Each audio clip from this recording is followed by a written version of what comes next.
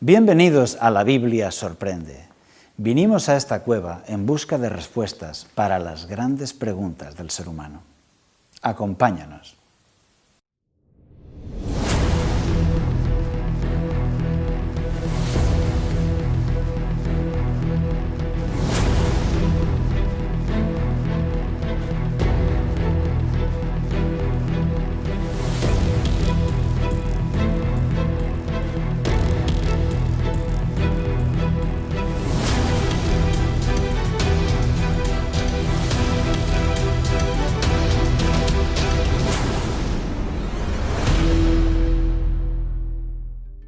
En el programa de hoy veremos: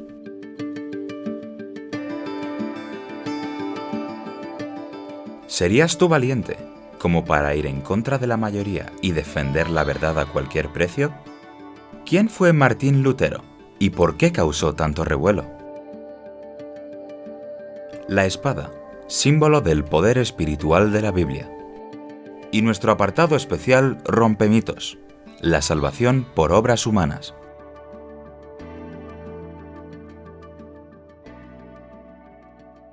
¿Quién fue Martín Lutero? Fue un fraile agustino y teólogo que se especializó en el estudio de la Biblia. En un principio, su padre, un hombre de leyes que trabajaba para el clero, quería que trabajase para él y ganase dinero. Pero Martín Lutero prefirió dedicar su vida a Dios, y de verdad que lo hizo. Se fue a un monasterio, porque él tomaba en serio esas palabras del clero que le decían que era un pecador y que debía arrepentirse y luchar por su salvación. Así es que él en su celda del monasterio se daba azotes, practicaba ayunos y todo tipo de penitencias, tratando de asegurarse la salvación por los medios que le habían enseñado. Entonces se puso a investigar en la Biblia y estudió una Biblia que estaba encadenada a un muro en la biblioteca del monasterio. Y ahí, en la Biblia, descubrió cosas que nunca hubiera imaginado y estaban ahí escritas. Por ejemplo, Efesios 2, 8 y 9 dice: «Porque por gracia sois salvos, por medio de la fe, y esto no es de vosotros, pues es un don de Dios, no por obras, para que nadie se gloríe». Ahí estaba diciendo que no era por obras, que era solo por fe. Y decía y repetía el texto que es gratis, por gracia, un don de Dios, un regalo. Y ese fue un descubrimiento extraordinario en su vida. Dios estaba diciendo que la salvación era un regalo por fe, que no necesitaba ni de sacramentos, ni de donaciones de dinero, ni de absoluciones sacramentales de un sacerdote, ni de nada, solamente de fe. Y este fue uno de los mayores descubrimientos que abrirían paso también a la forma de pensamiento del Renacimiento. La fe, la salvación por la fe, lo que llaman los teólogos la justificación por la fe. Esto le trajo enfrentamientos con algunos clérigos, porque si eso se aceptaba, se cerraban las puertas a una abundante fuente de recursos económicos para la Iglesia. Y él siguió estudiando en la Biblia y llegó a ser profesor de Biblia en los seminarios de la Iglesia Católica, una auténtica autoridad. Nadie como él manejaba el hebreo y el griego y podía explicar lo que estaba escrito en el libro sagrado. Y así encontró textos como Romanos 3, 23 y 24. Por cuanto todos pecaron y están destituidos de la gloria de Dios, y son justificados gratuitamente por su gracia, mediante la redención que es en Cristo Jesús. Y él siguió enseñando esto en sus seminarios, para sorpresa de muchos clérigos conservadores. Incluso algunos príncipes de su país, de Alemania, leyendo sus escritos y escuchando sus sermones, se dieron cuenta de que efectivamente era así, la Biblia era así, y ahora el asunto empezaba a complicarse.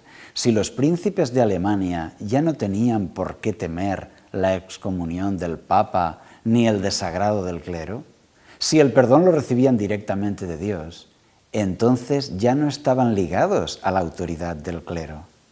Y ahí empezó el problema, que desató incluso guerras entre el Imperio Católico y los príncipes protestantes. Pero la gran crisis llegó cuando a la ciudad de Wittenberg, donde estaba Lutero, llegó una gran cabalgata que recogía ofrendas para la construcción del Vaticano, para construir el gran edificio, la Basílica del Vaticano de Roma. Lo que mencionaban los predicadores era que si daban ofrendas para la construcción del edificio del Vaticano, las almas que estaban en el purgatorio volarían libres hacia el cielo, serían perdonadas gracias a esa donación económica. Dicho de otra forma, salvación por medio del dinero. Esta era la predicación. Y cantaban esa canción que decía: cuando la moneda cae en el fondo del cofre, un alma vuela libre del purgatorio. Y esto ha quedado como una canción tradicional en Alemania hasta el día de hoy. Cuando la moneda cae en el fondo del cofre, un alma vuela libre del purgatorio. Y así me lo han dicho mis amigos alemanes. Lutero no podía soportar eso.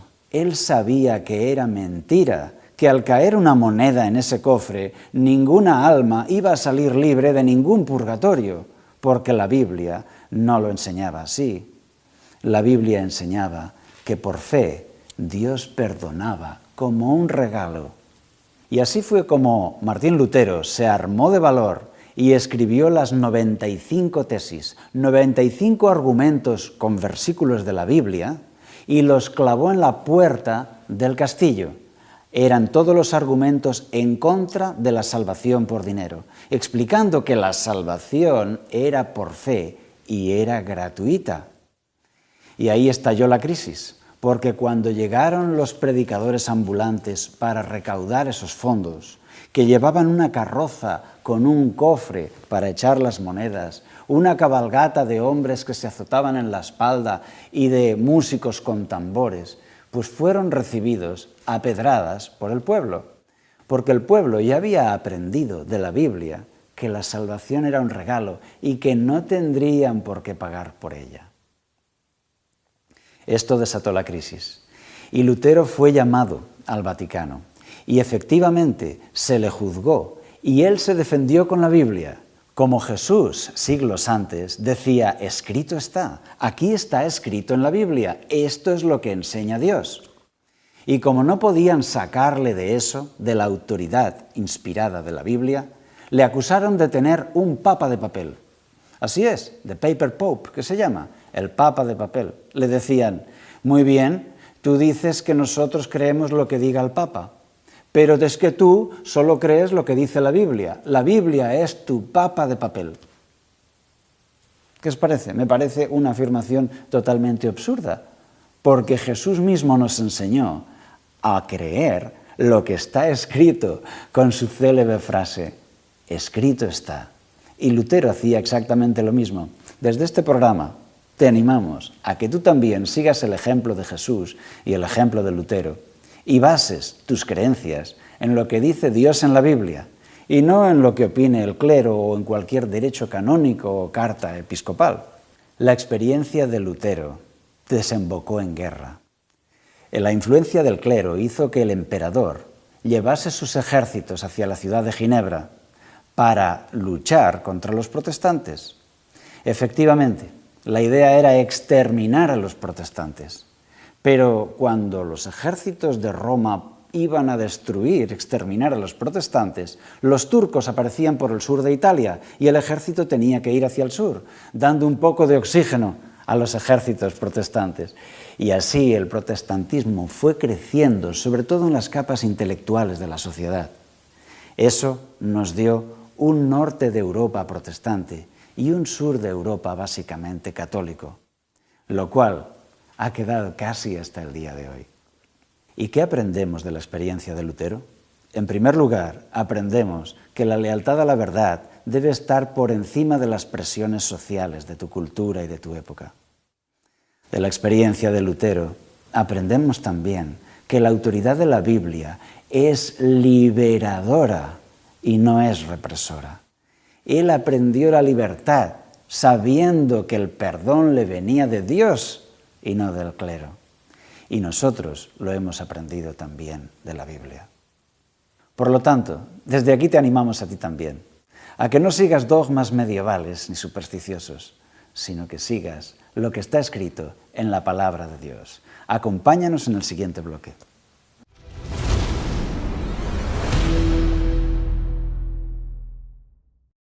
La espada, el arma blanca más usada en las guerras y por todas las culturas. Normalmente las espadas que conocemos tienen 2 filos, pero muchas espadas antiguas tenían solo uno. Hay espadas cortas, hay espadas más largas, dependiendo de su uso. Por ejemplo, para pelear a caballo, la espada necesita ser un poco más larga. Los normandos se hicieron famosos por tener las espadas muy grandes, los bárbaros del norte, ¿verdad? Eso hace que más fácilmente llegas más lejos y tienes la ventaja de que llegas antes a tu contrario. Pero manejar una espada larga es muy agotador. Una batalla puede durar muchas horas.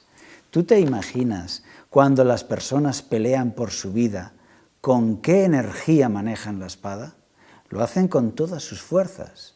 ¿Y tú te imaginas cuando llevan 2 y 3 horas en esa situación? Por eso, si no hay una pieza de cuero adecuada en la mano pierde su piel y empieza a sangrar. Por eso muchas personas que están en el frente van a morir. Y las personas que van reforzando las líneas desde la retaguardia tienen más posibilidades de sobrevivir. No por la calidad de sus armas, sino simplemente por agotamiento, porque el agotamiento les impide seguir peleando al 100%.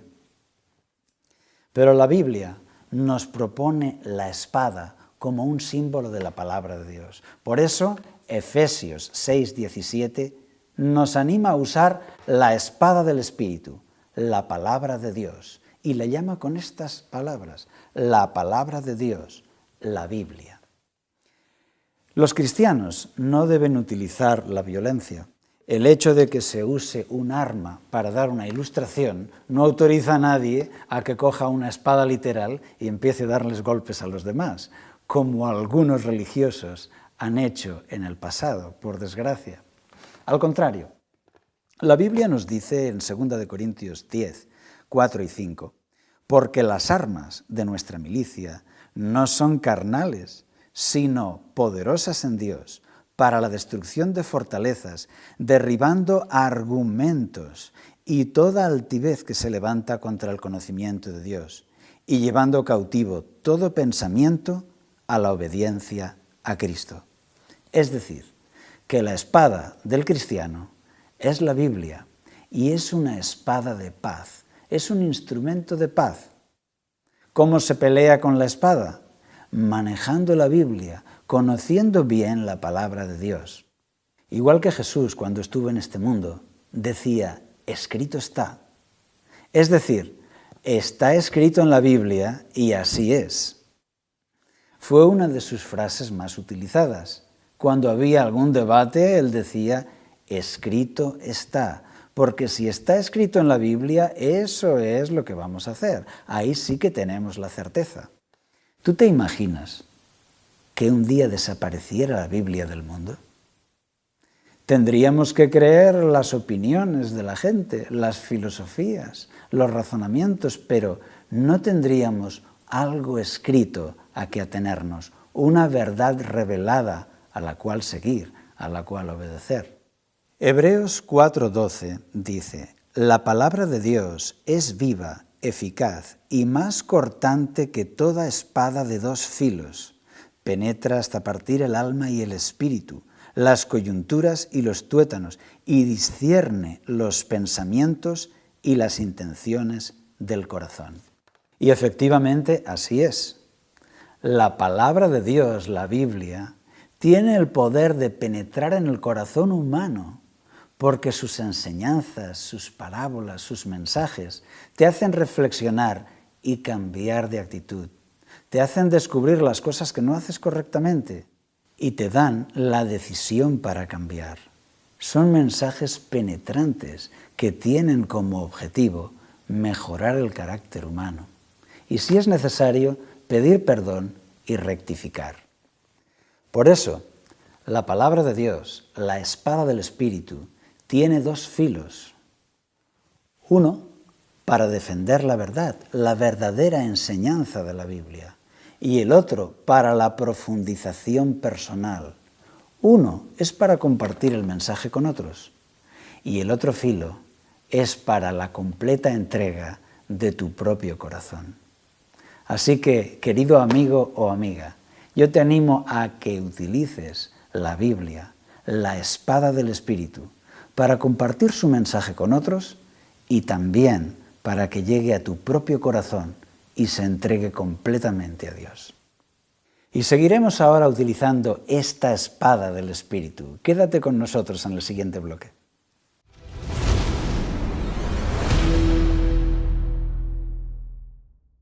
Y una vez más nos encontramos en este espacio, Rompemitos, donde tomamos los mitos de nuestro tiempo y los ponemos a prueba con el sentido común y con la Biblia.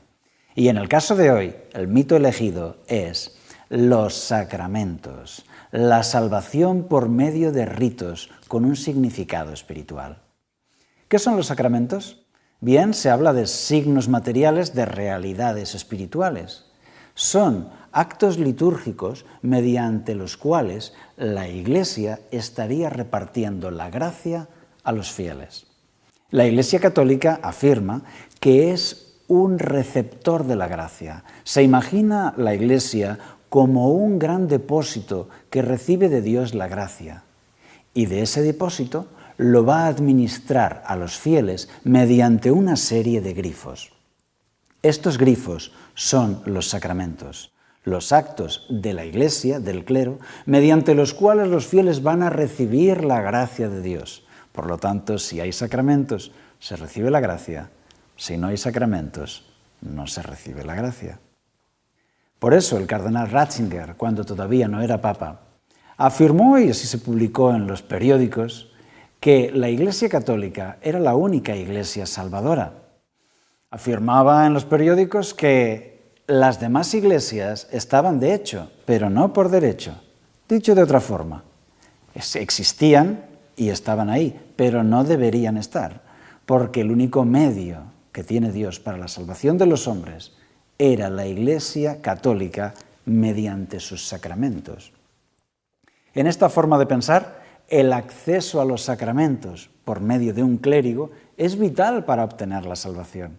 Esta forma de pensar soporta el estudio de la Biblia, soporta cuando la aplicamos la lupa de la Biblia para ver si es verdad o mentira. Eso es lo que nos proponemos en este programa. Y es que en todas las culturas, en todas las razas y religiones, los hombres han buscado medios rituales que les puedan asegurar la salvación, la eternidad. Época tras otra, los hombres han tratado de asegurarse ese acceso a la eternidad. Y los sacerdotes en todas las culturas le han prometido esa eternidad a cambio de sus servicios, los ritos. En el mundo católico, los sacramentos. Pero esos méritos humanos, ya sean sacramentos, donaciones, peregrinaciones, rezos en serie tipo rosario, todo eso serían obras humanas. ¿Y el hombre puede ganar la salvación con sus obras? ¿Puede ganar la eternidad por sus propios méritos? ¿Qué dice la Biblia sobre esto? Vamos a verlo. Romanos 3, 23, 24 y 27 dice: «Por cuanto todos pecaron y están destituidos de la gloria de Dios, y son justificados gratuitamente por su gracia, mediante la redención que es en Cristo Jesús». ¿Dónde pues está la jactancia? Queda excluida. ¿Por cuál ley? ¿Por la de las obras? No, sino por la ley de la fe. Y aquí vemos que el versículo 23 dice que el hombre por sí mismo está desesperado, destituido de la gloria de Dios. El versículo 24 da la solución. Se acabó la desesperación. Somos justificados gratuitamente por su gracia. Y las obras no tienen nada que ver en eso. Los sacramentos, ritos, actos litúrgicos no tienen nada que ver en el hecho de la salvación. La salvación es un regalo de Dios. Y se insiste, es reiterativo en la palabra gratis, gracia, gratuita. Y el versículo 27 todavía deja las obras más fuera de juego. cuando dice: ¿dónde pues está la jactancia? ¿Queda excluida? ¿Por cuál ley? ¿Por la de las obras? No, sino por la ley de la fe. Es por la fe que las personas son perdonadas, no mediante los sacramentos. Efesios 2, 8 y 9. Porque por gracia sois salvos, por medio de la fe, y esto no es de vosotros, pues es un don de Dios, no por obras, para que nadie se gloríe. Y aquí lo dice específicamente, no por obras, para que nadie se gloríe, porque es un don de Dios. ¿Y qué significa un don de Dios? Significa un regalo que no necesita de actos litúrgicos. Romanos 3, 28. Concluimos, pues, que el hombre es justificado por la fe, sin las obras de la ley. Sin embargo, la Biblia da un espacio para las obras. Es importante lo que nosotros hacemos. Dice Santiago 2:26, así como el cuerpo sin espíritu está muerto, también la fe sin obras está muerta. Y aquí se destaca el valor de las obras como un fruto de la salvación, como un resultado del perdón.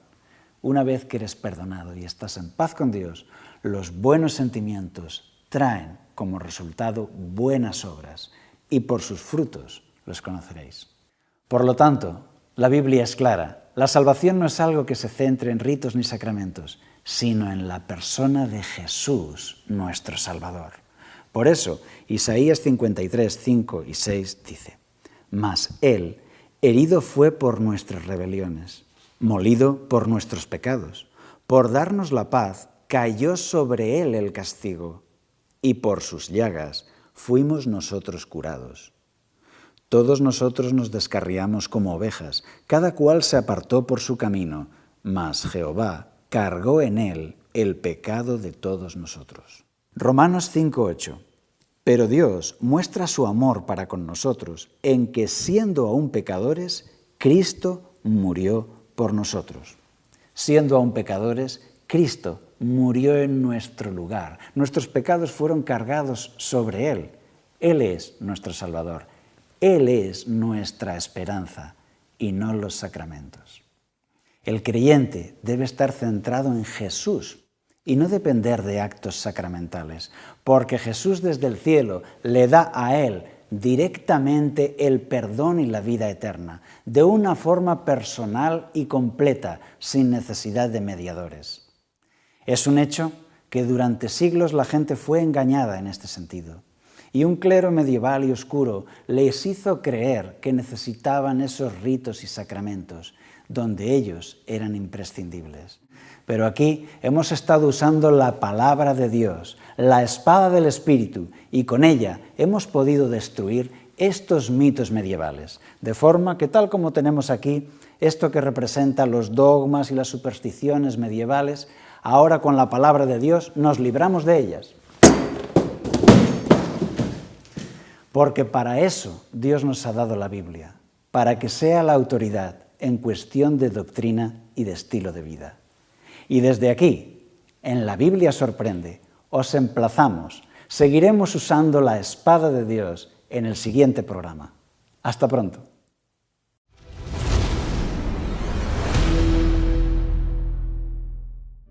En este programa hemos visto: Martín Lutero se enfrentó al imperio papal al enseñar la Biblia al pueblo.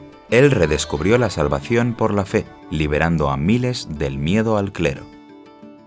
La espada simboliza el poder de la Biblia contra la corrupción doctrinal y del carácter. Los ritos en la Biblia tienen un valor didáctico, pero no mágico ni sacramental.